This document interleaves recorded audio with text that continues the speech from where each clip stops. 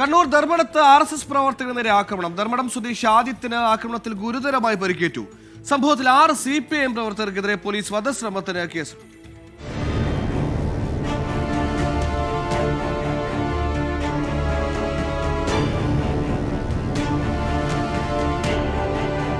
ധർമ്മടത്ത് RSS നിയന്ത്രണത്തിൽ പുതുതായി നിർമ്മിക്കുന്ന സേവാ കേന്ദ്രത്തിന് സമീപത്തായിരുന്നു ആക്രമണം. സേവാ കേന്ദ്രം ആക്രമിക്കുക എന്ന ഉദ്ദേശത്തോടു കൂടിയാണ് CPIM പ്രവർത്തകർ എത്തിയതെന്നാണ് പോലീസിന്റെ കണ്ടെത്തൽ. ഇത് തടഞ്ഞതിനെ തുടർന്നാണ് ആദ്യത്തിന് നേരെ ആക്രമണമുണ്ടായത്. കയ്യിൽ കരുതിയിരുന്ന ആയുധങ്ങൾ ഉപയോഗിച്ച് വെട്ടിപ്പരിക്കേൽപ്പിക്കുകയായിരുന്നു.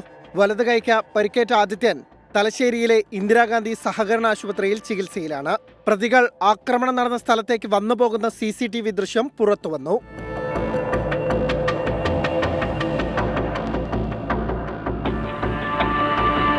CPIM പ്രവർത്തകരായ പ്രിയദേവ്, അതുൽ പവിത്രൻ, മിഥുൻ, സായി കിരൺ, സജേഷ്, അശ്വിൻ അശോക് എന്നിവർക്കെതിരെയാണ് ധർമ്മടം പോലീസ് കേസെടുത്തത്. തുടർ സംഘർഷങ്ങൾ തടയാൻ പ്രദേശത്ത് പോലീസ് സുരക്ഷ ശക്തമാക്കി. 24 കണ്ണൂർ.